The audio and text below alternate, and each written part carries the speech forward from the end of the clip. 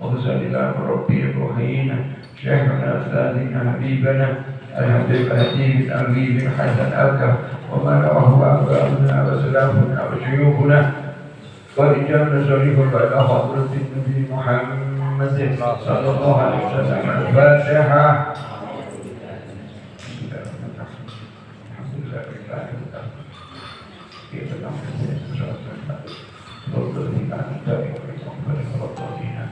Bismillahirrahmanirrahim. Qala mu'allif wa nafa'ani wa bi'ulumihi fi darin amin ila akhir.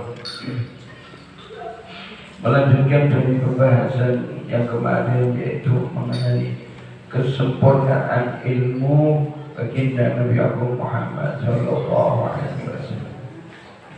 Allah mengatakan wa anzalallahu 'alaikal kitaba wal hikmah wa 'allamaka ma lam takun ta'lamu wa kana fadlullahi 'alaika 'azima. Di sini dikatakan beliau sallallahu alaihi wasallam mengetahui apa segala ciptaan Allah Subhanahu wa taala. Dan beliau sallallahu alaihi wasallam di dalam riwayat yang sahih mengatakan beliau itu yang paling tahu, yang paling kenal dengan Allah Subhanahu wa taala. Dan di riwayat As-Sidi mengatakan bahwa beliau sallallahu alaihi wasallam mengatakan, saya yang paling dekat, paling mengenal, paling tahu dengan Allah Subhanahu wa taala. Ketika saya berpikir, ketika membaca hadis ini tadi dikatakan bahwa yang paling kenal itu kepada Allah Nabi Muhammad SAW, maka pantas kalau Allah di dalam Al-Quran mengatakan kul in kuntum tuhibbunallaha fattabi, itu memang seharusnya, dan kita harus syukur, jangan nolak. Yang saat ini orang banyak nolak itu kan iman sunnah. Itu tidak sesuai dengan keadaan kita, tidak sesuai dengan budaya kita. Lu salah besar itu. Kenapa? Nah, ini dikatakan yang paling kenal dengan Allah itu adalah Nabi Muhammad SAW. Aku, beliau mengatakan. Dan Allah mengatakan kalau kamu cinta sama aku, maka ikuti Nabi Muhammad. Kenapa? Nabi Muhammad yang paling kenal dengan Allah. Jadi kritikan saya bagi orang-orang yang menyatakan ketidakpasan dengan ajaran Nabi Muhammad SAW. Mereka mengambil sesuatu yang perkara yang cocok bagi mereka, mereka tidak mau dengan perkara yang lain, keliru itu. Makanya secara umum kita oleh Allah disuruh masuk Islam itu secara kafah. Kafah ini apa? Ya menyeluruh, ojo pilih-pilih, jangan dipilih-pilih. Makanya sering, mohon maaf ya, kemarin saya bercerita pada orang-orang perempuan ini ya, jangan pernah mengatakan mohon maaf perkara poligami itu tidak benar, keliru kan. Nabi Muhammad melakukan kok. Katakan aja sama diri panjenengan, saya tidak mampu selesai perkaranya. Jangan mengatakan ini tidak baik, ini dolim, ini kejahatan dan lain sebagainya. Keliru, Nabi Muhammad melakukan kok. Jadi kalau tidak mampu cukup mengatakan saya tidak mampu selesai perkara. Jangan memberikan hujatan, cacian, makian, tidak boleh itu. Tidak mungkin Nabi Muhammad SAW melakukan satu perkara yang salah. Tidak mungkin. Kalau hati panjenengan tidak bisa terima. Kenapa? Karena mayoritas khususnya di Indonesia tidak pernah disinggung perkara poligami. Selesai perkara. Kenapa orang-orang yang di luar sana kok mereka mengerti masalah itu? Tidak ada komplain, tidak ada intimidasi, bahkan kalau sampai tidak melakukan itu disuruh. Nah kalau di sini dihujat, ya macam-macam. Kenapa? Karena pengetahuan kita minim. Ini saya bahas tentang ilmunya Nabi Muhammad SAW.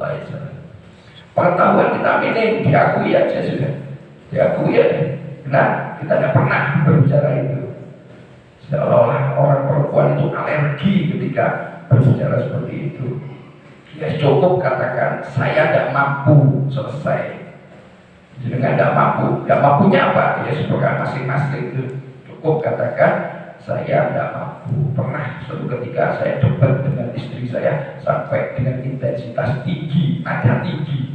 Kalau saya kasihan sama istri saya, dalam artian apa? Ketika dia berpikir buruk tentang yang dilakukan Nabi Muhammad, kesalahan fatal itu, fatal. Tidak mungkin Nabi Muhammad melakukan perkara yang salah, tidak mungkin. Ya, paham mungkin? Paham ya? Jadi ketika hati Anda tidak bisa terima apa yang saya sampaikan, tidak jadi soal. Tapi suatu saat jenengan coba berpikir lagi, tidak usah diskusi sudah, berpikir aja sendiri.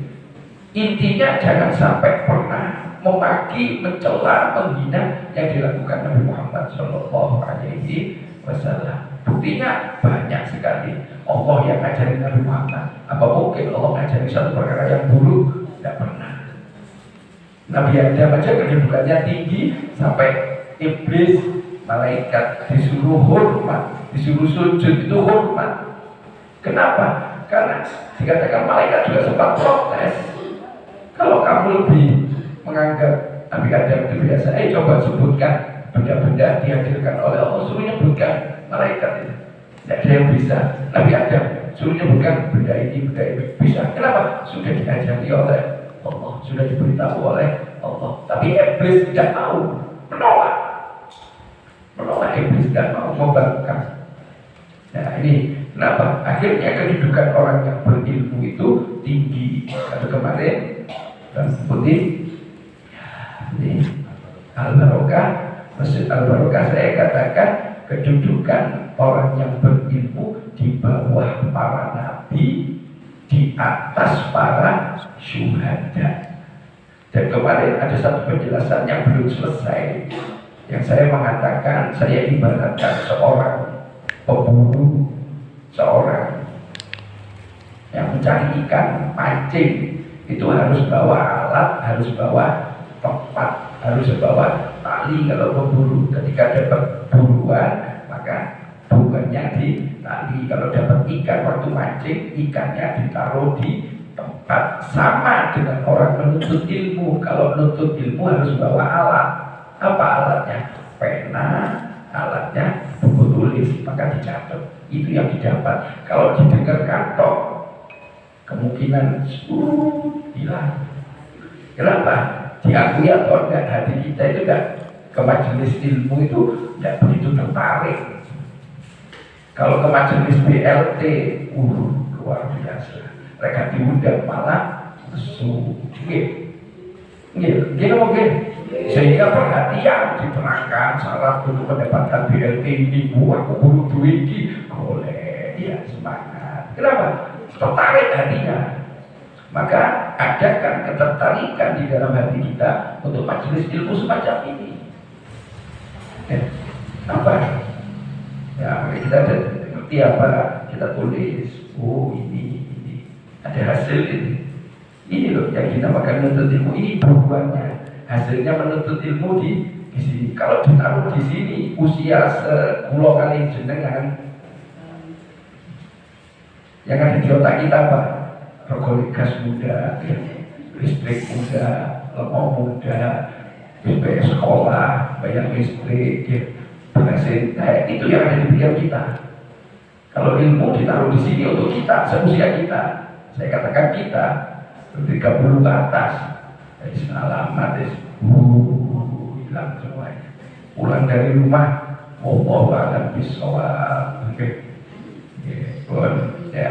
Jadi di sini perlu kita pahami, makhluk yang paling mengenal Allah Subhanahu wa Ta'ala. Apa sih maknanya mengenal?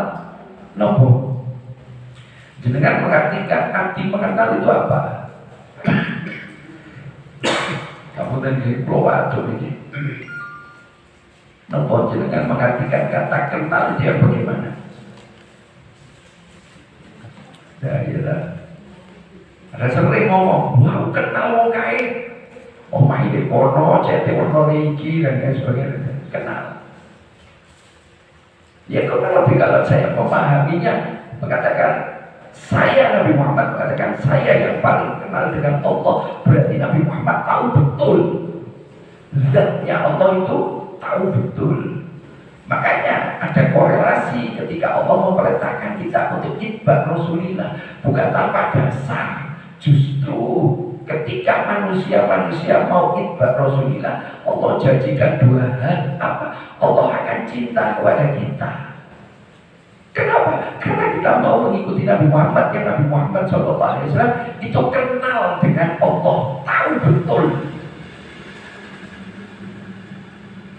buktinya ketika beliau Shallallahu Alaihi Wasallam ketika Isra wal Mi'raj, beliau sampai bertemu dengan Allah sejarak 2 busur anak panah. Nah, kalau anak panah ini pakai ukuran tangan ini 1 kilo, nah, segini ditambah segini. Allah Subhanahu Wa Taala di sini, mau jangan pakai analogikannya jenengan ya. Nabi Muhammad SAW di sini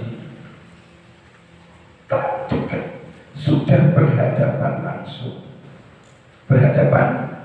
Harus kita yakini. Ketika beliau SAW mengatakan anak ini yang paling kenal dengan Allah Subhanahu Wa Taala, memang betul. Makanya kita disuruh itu.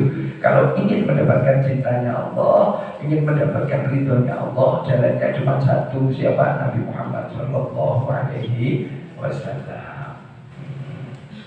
Ya, nah, dan di sini dikatakan dengan kalimat ini, wa alamaka ma'alam takul ta'lamun, yang membedakan Nabi Muhammad Shallallahu Alaihi Wasallam dengan nabi-nabi yang lain di sini. Kenapa? Allah memberikan pengajaran khusus, Allah memberikan privat kepada Nabi Muhammad Shallallahu Alaihi Wasallam. Saya ingat ketika Habib Lati bercerita bahwa beliau membaca sebuah hadis yang sangat panjang. Ketika itu Nabi Muhammad SAW di pagi hari khutbah. Waktu itu sampai dengan waktu sore. Apa yang dikhutbahkan, apa yang diceritakan, beliau Sallallahu Alaihi Wasallam menceritakan tentang awal muasal penciptaan bumi sampai dengan hari kiamat. Itu diceritakan secara detail oleh Nabi Muhammad Sallallahu Alaihi Wasallam. Dalam rangka apa? Beliau tidak ingin menutupi apa yang diterima oleh Allah disampaikan kepada umatnya. Akan tetapi setelah beliau Sallallahu Alaihi Wasallam khutbah, para sahabat yang mendengarkan ini tadi oleh Allah dijadikan lupa. Ini loh, nanti ada satu benang merah. Allah kuasa menjadikan makhluk ini tadi ketika ingat bisa lupa. Ketika ingin tapi tidak kesampaian, ketika tidak diinginkan tapi datang, itu kuasanya Allah. Nah, yang saya maksud ada benang merah ini. Ada sebagian dari masuk orang ngakunya Muslim, tapi mereka mencela daripada orang tua Nabi Muhammad Sallallahu Alaihi Wasallam. Yang dikatakan ayah baginda Nabi Agung Muhammad Sallallahu Alaihi Wasallam, ibunda Nabi Agung Muhammad Sallallahu Alaihi Wasallam tidak masuk surga dengan dalil, dengan alasan tidak beragama Islam. Pernah saya ceritakan kalau mereka tidak belajar tentang masalah sejarah, tidak belajar tentang masalah sejarah. Ya. Tapi ketika di sini saya mendengar cerita, saya mendengar bacaan hadis yang diceritakan tentang Nabi Muhammad oleh beliau Habib Lati. Beliau mengatakan setelah beliau Nabi Muhammad khutbah tentang penciptaan awal muasal dunia dan segala isinya sampai dengan hari kiamat, maka Allah jadikan lupa. Itu haknya Allah. Nabi Muhammad, Allah Subhanahu Wa Taala bisa menghidupkan orang yang mati. Apa tidak mungkin? Mungkin. Bisa jadi beliau Allah Subhanahu Wa Taala menghidupkan dari orang-orang yang di masa fatrah, dihidupkan, disuruh baca syahadat, dimatikan lagi. Apa tidak mungkin? Mungkin loh. Itu kuasanya Allah. Kita tidak bisa pakai logika kita. Makanya tadi saya katakan, kita ingin sesuatu tapi tidak bisa. Bukan tidak bisa, kita ingin sesuatu tapi tidak dapat melakukan. Contoh yang pernah terjadi sama saya, pribadi saya, ketika sholat ya, menuju rakaat kedua, dalam hati kecil saya akan membaca surat Al-Taro. Belum baca itu sudah ada keinginan. Akan tetapi ketika waladhdallin amin, bismillahirrahmanirrahim, qul huwallahu ahad, dalam hati saya, aku bikin baca Al-Taro, tapi kok lambungku muni qul huwallahu ahad. berarti Allah berkehendak saya membaca Al-Ikhlas, bukan Al-Taroh. Saya keinginan, ingin saya, tapi Allah tidak berkehendak. Itu contoh kecil, itu kuasanya Allah. Ketika saya berikan contoh yang lain, mungkin akan berpendapat, oh jangan gak ada duit, misalkan saya ini beda, suatu warna dan lain sebagainya. Tapi kalau Allah berkehendak, mungkin. Akan tetapi satu yang perlu pulau kali panjenengan pahami, Allah mengatakan ud'uni astajib lakum, jangan lupa. Suruh minta. Oleh Allah Subhanahu wa Ta'ala suruh minta. Kita pernah nggak minta kepada Allah?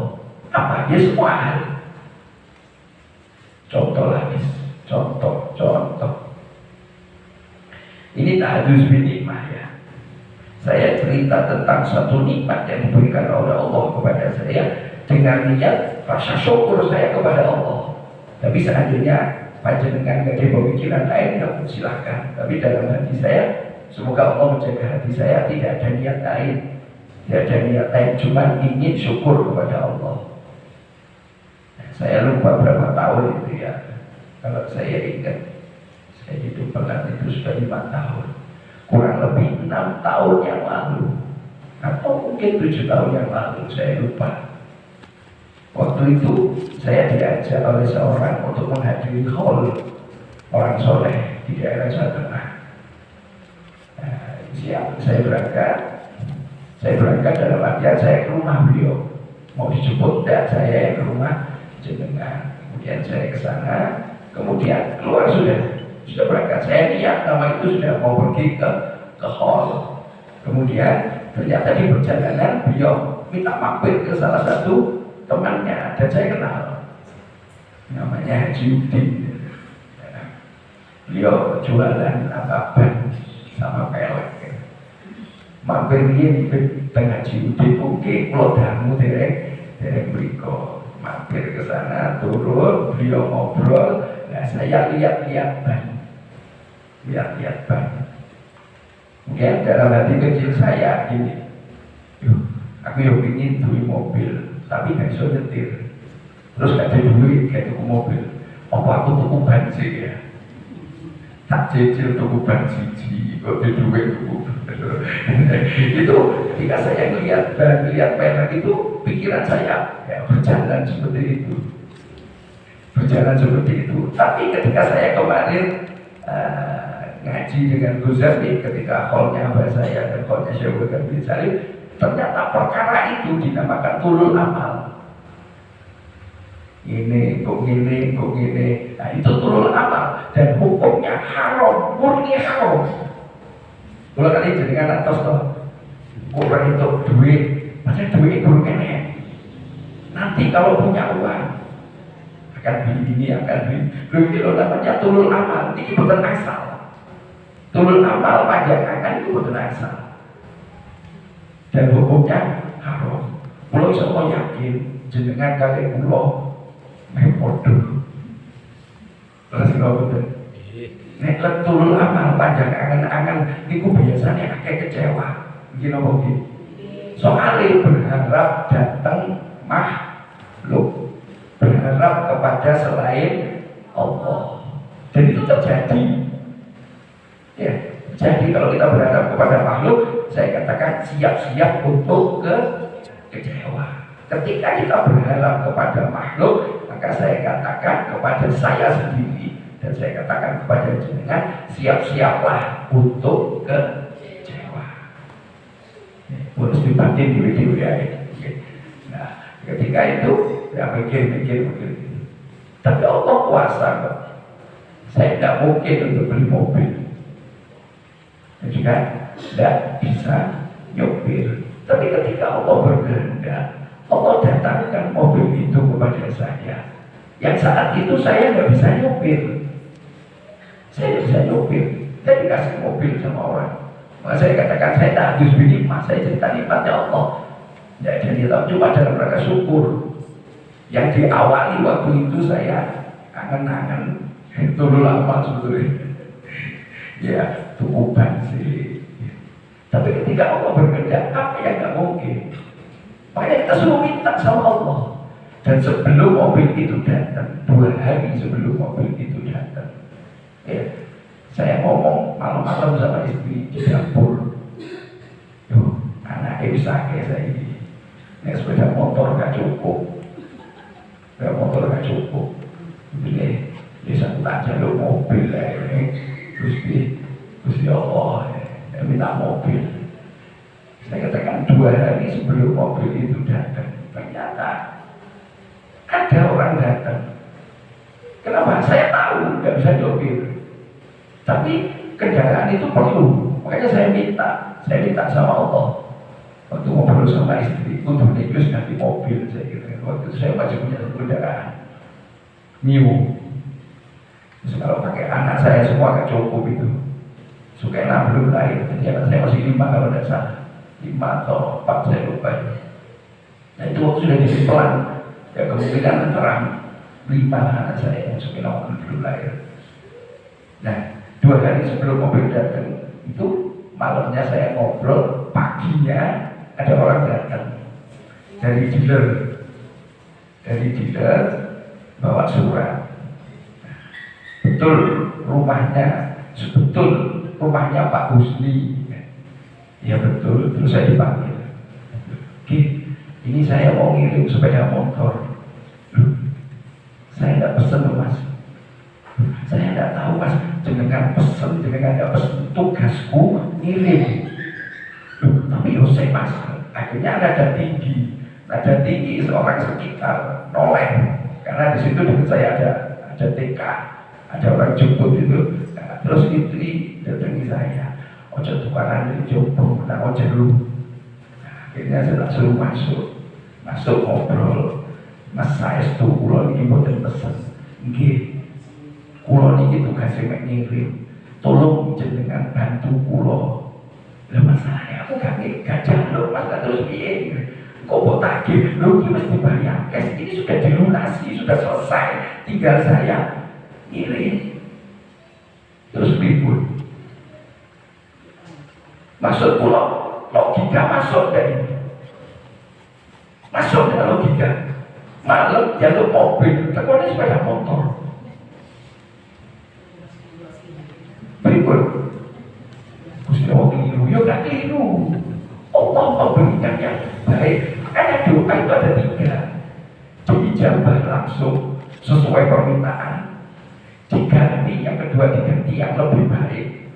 Kemudian yang ketiga tidak diijabah, dikumpulkan ketika masuk alam barzah, tampak semuanya dulu. Ini apa ya Allah? Ini apa? Oh ini doamu yang dulu tidak dikabul. Di alam barzah ngomong apa? Seandainya tahu semua doa saya dari awal sampai akhir tidak usah dikabulkan, sebagai investasi simpanan ketika masuk alam barzah. Tapi saat ini kalau kita minta kan mesti minta dijabah. Gini kok ini omongannya perkara duit. Amin, utangnya lunas, amin, duitnya akeh, amin, mugi-mugi iman, amin. Apa tadi mana? Paham ya? Gak usah khawatir. Yang perlu kita khawatirkan ketika Nabi Muhammad SAW mengatakan saya yang lebih kenal dengan Allah, dan Allah mengatakan fattabi'uni, itu yang menjadi kekhawatiran kita. Apa? Kita nggak kenal Nabi Muhammad. Itu loh bahayanya. Itulah problem yang kita hadapi. Kalau kita tidak kenal Nabi Muhammad bagaimana? Kita loh di dunia ini nyon sewu. Asmo kasusnya tadi pinter padahal kepungkur tasik kali pulau panjenengan. Saat ini kita budi. Namun begitu, mohon maaf ya. Mungkin itu perkara lucu. Ketika kita sudah masuk, buka, kaget kita. Ini bukan cerita fiktif ini. Ini bukan cerita sinetron.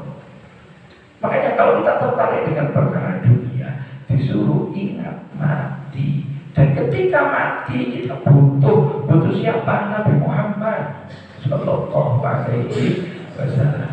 Makanya saya tiang-tiang ceramah niku jenengan ngirengaken saestu dawuh-dawuhipun mulai awal paling kathah mesti dawuhaken mugi-mugi kula kali panjenengan angsal syafaat, angsal pitulung saking Nabi Muhammad sallallahu alaihi wasallam min yaumina hadza mulai dinten iki ila yaumil qiyamah sampai benjing yaumil qiyamah. Lho tentunya kula kali jenengan butuh Nabi Muhammad. Alam barzakh kula kali panjenengan butuh Nabi Muhammad.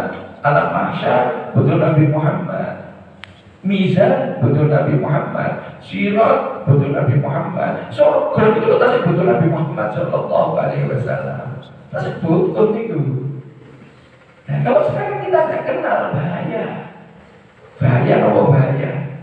Ya bahaya. Coba diingat-ingat, coba diingat. Kita hidup di alam dunia ini cuma satu tugasnya apa? Fattabi'uni. Itba' Nabi Muhammad sallallahu alaihi wasallam. Itu ibadah ketika derek Nabi Muhammad jadi ibadah. Dan ibadah derek Nabi Muhammad ibadah bernilai istimewa. Faham ya? Nah, kemudian wonten kalimat wa maka ma nopo maknane di lantas kula eling inna nafsa ammarati bisu illa ma kanutan mamale rahimah rabbi. Diwastani kata ma di sini diartikan semua hal nopo mawon itu diajarkan dari Kanjeng Nabi Muhammad sallallahu alaihi wasallam. Nah, ikan dilampahi Nabi Muhammad yang saya wujud tentang Al-Quran.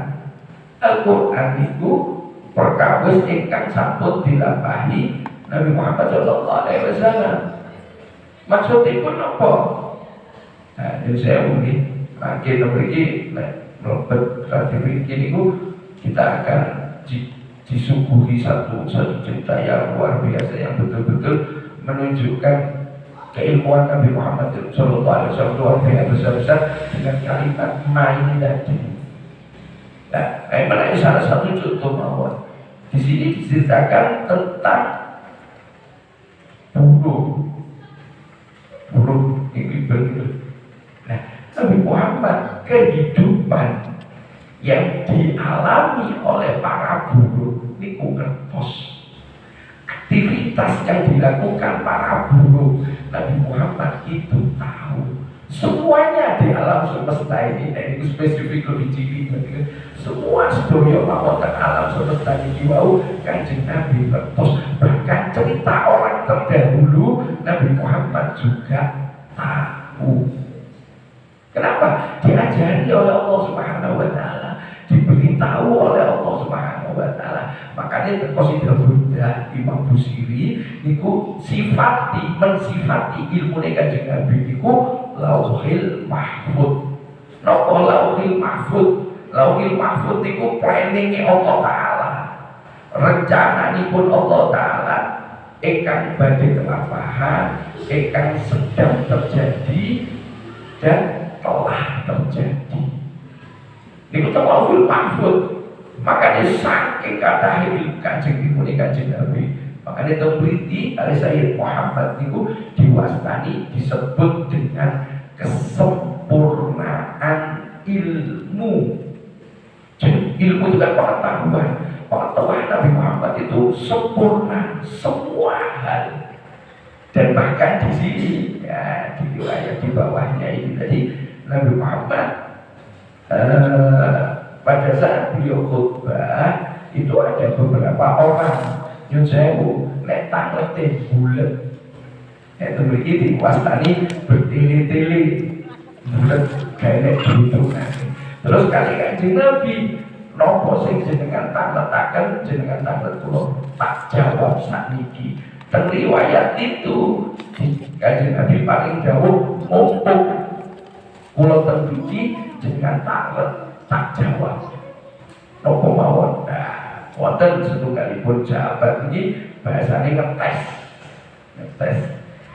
tenanan gak Kanjeng Nabi ini ilmune luas, ilmune sempurna tenanan gak. Terus tiang niki sahabat niki wau ya Rasulullah jenengan napa semerap bapak kula. Kados kula ngeten iki. Bapak Mas Eko boten ngertos.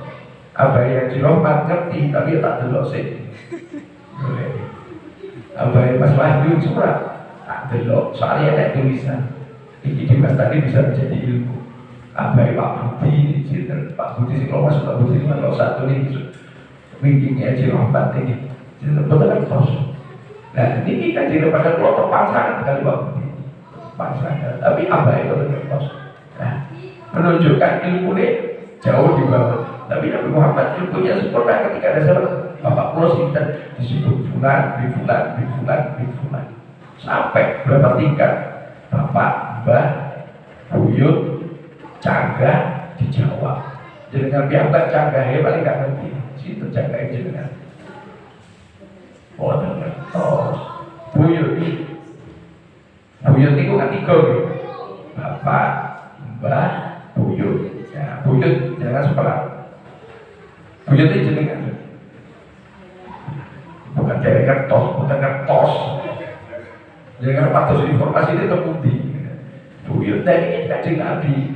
Sahabat tangan dijawab sampai Cangga keempat. Turunan ke atas keempat dijawab, menunjukkan keilmuan yang luar biasa. Semuanya pertanyaan sing bulat-bulat itu kali Kanjeng Nabi dijawab di studio, menunjukkan keilmuan yang luas. Nah, yang saya kalau ini bahas tentang kalau ini pemilihan utusan gitu, tak saya gitu. Nah, Kanjeng Nabi pilih utusan gitu, betul sembarangan. Sebab apa? Dari akal yang sempurna tadi itu beliau bisa menampung ilmu yang luar biasa sehingga memiliki keilmuan yang sempurna. Saya dipahami nomor dan sampun gitu kita kakek tahu loh. Sampun jadi video kota paling ketemu dengan pemahaman ingkang saya pemahaman ingkang lurus. Bergaul agama Allah Subhanahu wa taala berkasihipun baginda Nabi Muhammad sallallahu alaihi wasallam. Insyaallah suasana cerita bahas niki. Nah, insyaallah mungkin ditambahi sedikit perkawis tentang pentingipun gadahi ilmu khususipun ilmu perkawis agama insyaallah. Nah, Bismillahirrahmanirrahim. Ya alimasiri minna latadikis ikra'anna wa afina wa kuhanna wa kullana haisu'unna ya Rabbi ya alimal hal ila tawajjatul amal qadrun alaina bil-iqbal wa kullana waslihil bal ya Rabbi ya Rabbal arbab abdu faqiruk ala bab atawakkal batal asbab mustarikan batal mama ya wasi'al judi judak al khairu khairu wa indak wa qaladi rama abadu fadrik bi rahmatik firhad ya mujidan khalqi turra wa musi'al kulli birra as'aluka asfala sidra ala qaba'i wal afdal ya majara sirra qalbi hasbi tilawaka hasbi wamhu bi amfika zambi wasri kusudi wal amal Rabbi alaika timati kama ilaika sinadi siqan wa aqsa muradi ridauka dalimul hal ya Rabbi inni as'alukal aba'anni walam yahib bika zanni ya malikal mulki ya wal asku ilaika wa abki min syurri zulmi wa ifki wa su'i fi'li wa tarki wa syabatil kir wal qal wa hubbi dunya zamima min kulli khairin akima فيها البلايا مقيمة وأشبها أقفز بزقا جواه النفس الغوية عن السبيل السوية فتحت روت علي وقصها الجاه والماء يا ربي قد غلبتني وفي الأمان سبتني وفي الخزوز كفتني وقيدتني بالآباء قد استعنتك ربي على مداوة قلبي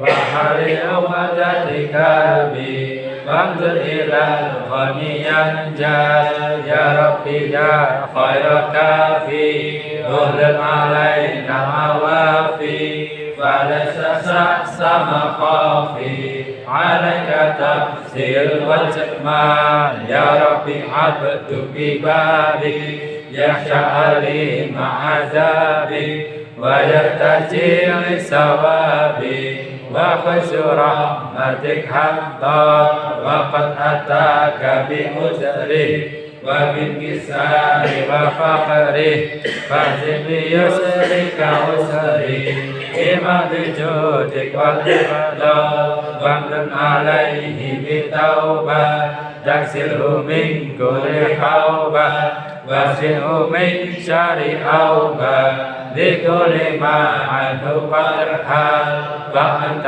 مولى الموالي المنفرد بالكمال وبالعلا والتعالي على أنت بالأمثال جدك وفضلك وبرك يرجى وفتشك وقهرك يخشى وذكرك وشكرك لازم حمدك والإجلال يا ربي أنت نصيري خلقني كل خير واجعل جنانك مسيري واختم بالإيمان الأجل وصل في كل حالة على المثير الضلالة من كلمته الخجالة محمد الهدي الدال والحمد لله شكرا على نعم منه تترى نحمد سرا وجهرا وفي الخطايا والآثار يا أرحم الراحمين يا أرحم الراحمين يا أرحم الراحمين فرج على المسلمين يا أرحم الراحمين يا أرحم الراحمين يا أرحم الراحمين فرج على المسلمين يا أرحم الراحمين يا أرحم الراحمين يا أرحم الراحمين فرج على المسلمين يا ربنا اعترفنا بأننا اعترفنا وأننا أسرفنا على لدى أشرفنا واتب علينا توبة تغسل لكل حوبة واستر لنا العورات وآمن الروعات واغفر لوالدينا ربي ومولودنا والآل والإخوان وسائر الخلان وكل ذي محبة أو جيرة أو سوبة والمسلمين أجمعين آمين ربي اسمع فضلا وجودا منا لا باكتساب منا بالمصطفى الرسول نهضى بكل سول صلى وسلم ربي عليه عد الحق وآله وصحبه عدد الصوف والحمد لله في البر والثناء